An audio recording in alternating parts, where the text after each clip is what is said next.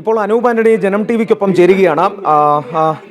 നിലവിലിപ്പോൾ ആഭ്യന്തരമന്ത്രിയെ കണ്ടു, വിജയ് ശർമ്മയെ കണ്ടിട്ടുണ്ട്. അദ്ദേഹം ഉപമുഖ്യമന്ത്രി കൂടിയാണ്.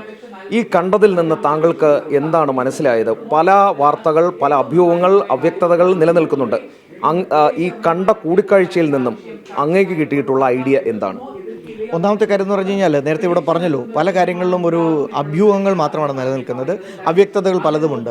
കാരണം ഛത്തീസ്ഗഡ് എന്ന് പറഞ്ഞു കഴിഞ്ഞാൽ ഇപ്പം കേരളത്തെ സംബന്ധിച്ച് വളരെയധികം വ്യത്യസ്തമായിട്ടുള്ള പല വ്യത്യസ്ത സാഹചര്യങ്ങളുള്ള സ്ഥലമാണ്. ഇവിടെ ഒരു നക്സലിസത്തിൻ്റെ ഒരു വലിയ ഒരു കേന്ദ്രമാണ്. പ്രത്യേകിച്ച് പെൺകുട്ടികൾ വന്നിരിക്കുന്ന ഒരു ബെൽറ്റ് എന്ന് പറഞ്ഞാൽ നക്സലൈറ്റുകളുടെ ഒരു മെയിൻ കേന്ദ്രമാണ്. അവിടെ സർക്കാരുകൾക്ക് പോലും കടന്നു ചെല്ലാൻ പാടുള്ള ഒരു സ്ഥലമാണ്. അങ്ങനെയുള്ളൊരു സ്ഥലത്താണ് എന്നാണ് ഈ പെൺകുട്ടികൾ വന്നിരിക്കുന്നത്.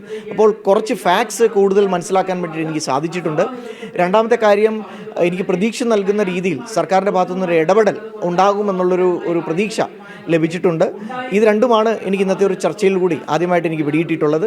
അതുകൊണ്ട് തന്നെയും ഈ ഒരു വിഷയത്തിൽ എത്രയും പെട്ടെന്ന് പരിഹാരം ഉണ്ടാവുമെന്നാണ് ഞാൻ കരുതുന്നത്. ഇപ്പോൾ രാജീവ് ചന്ദ്രശേഖരൻ്റെ നിർദ്ദേശപ്രകാരമാണ് താങ്കൾ ഇവിടേക്ക് എത്തിയിട്ടുള്ളത്. BJP നേതൃത്വവുമായി ഒരുപക്ഷെ സംസാരിക്കുകയും ചെയ്തിട്ടുണ്ടാകാം. അവരുടെ ഭാഗത്തുനിന്നും, ഈ ഛത്തീസ്ഗഡിലെ BJP നേതൃത്വത്തിൻ്റെ ഭാഗത്തുനിന്നും സർക്കാരിൻ്റെ ഭാഗത്തുനിന്നും അനുകൂലമായൊരു സമീപനം ഉണ്ടാകുന്നുണ്ടോ ഈ ചർച്ചകളിൽ? തീർച്ചയായിട്ടും അതുകൊണ്ടാണല്ലോ വന്നിരിക്കുന്നത്. കാരണം ഞാൻ ഓൾറെഡി തന്നെ ഫോണിൽ ഹോം മിനിസ്റ്ററുമായിട്ട് നേരത്തെ തന്നെ ബന്ധപ്പെട്ടിരുന്നു. പല വിവരങ്ങളും അദ്ദേഹം എനിക്ക് പങ്കുവച്ചിരുന്നു.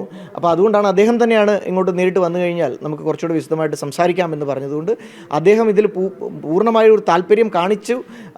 പൂർണ്ണമായിട്ടും ഇരുന്ന് വളരെ ഡീറ്റെയിൽ ആയിട്ട് അദ്ദേഹം എല്ലാം പറഞ്ഞു തന്നു. അതുകൊണ്ടാണ് എന്താ പറയുന്നത്, ഒരു വലിയ പ്രതീക്ഷ തോന്നുന്നു എന്ന് ഞാൻ പറയുന്നത്. ഇപ്പോൾ ഈ ബസ്തർ പോലെയുള്ള മേഖലകളിൽ, ആദിവാസി മേഖലകളിൽ നിന്നും ഇതുപോലെ പെൺകുട്ടികൾ പോകുമ്പോൾ സ്വാഭാവികമായും ഉണ്ടാകുന്ന സംശയമായിരുന്നോ പോലീസിൻ്റെ ഭാഗത്തുനിന്നും ഉണ്ടായത്?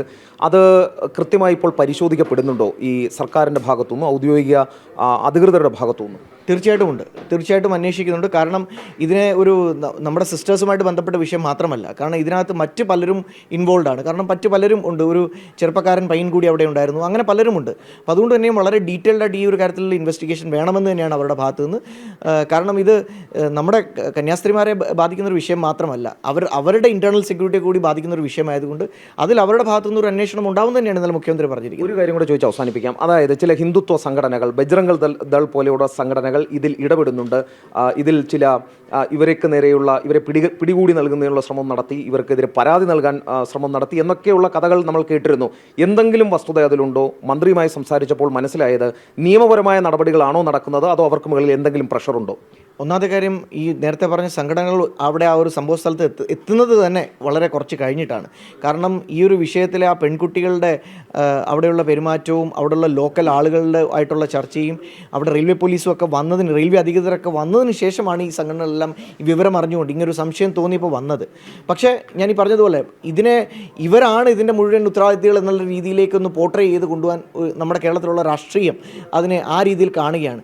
ഞാൻ നേരത്തെ പറഞ്ഞതുപോലെ ഛത്തീസ്ഗഡിൻ്റെ പ്രത്യേക സാഹചര്യത്തിൽ നക്സലിസം പോലുള്ള ഇത്രയും വളരെയധികം ക്രൂഷ്യലായിട്ടുള്ള ഒരു സ്ഥലത്ത്, ക്രിട്ടിക്കലായിട്ടുള്ള സ്ഥലത്ത് ആ ഒരു സാഹചര്യത്തിൽ കൂടി ഇതിനെ നോക്കിക്കാണുന്നതിന് പകരം നമ്മുടെ കേരളത്തിലുള്ള ഒരു കഴുകൻ രാഷ്ട്രീയത്തിൻ്റെ ഭാഗമായിട്ട് ഇതിനെ വളച്ചൊടിക്കാൻ വേണ്ടിയിട്ടുള്ളൊരു ശ്രമത്തിൻ്റെ ഭാഗമായിട്ടാണ് ഇങ്ങനെയുള്ള പല കഥകളും വന്നിട്ടുള്ളത്. ഇപ്പോൾ സഭാ നേതൃത്വം വലിയ ആശങ്കയിലാണ്. BJPയുടെ പ്രതിനിധിക്ക് അവർക്ക് നൽകാനുള്ള ഉറപ്പെന്താണ്? ഛത്തീസ്ഗഡിലാണ് നിൽക്കുന്നത്. അത് ആ സ്ഥലത്ത് നിന്നുകൊണ്ട് താങ്കൾക്ക് നൽകാൻ കഴിയുന്ന ഉറപ്പെന്താണ്? എനിക്ക് ഇപ്പം ഇവിടുത്തെ ആഭ്യന്തരമന്ത്രിയുമായിട്ട് സംസാരിച്ചപ്പോൾ, ഇതിന് മുഖ്യമന്ത്രിയായിട്ട് ഞാൻ കാണുന്നുമുണ്ട്, ആഭ്യന്തരമന്ത്രിയോട് സംസാരിച്ചപ്പോൾ തീർത്തും പ്രതീക്ഷ നൽകുന്ന കാര്യങ്ങളാണ് അദ്ദേഹം പറഞ്ഞിട്ടുള്ളത്. അതുകൊണ്ട് പൂർണ്ണമായും പ്രതീക്ഷയുമായി നമുക്ക് മുമ്പോട്ട് പോകാം.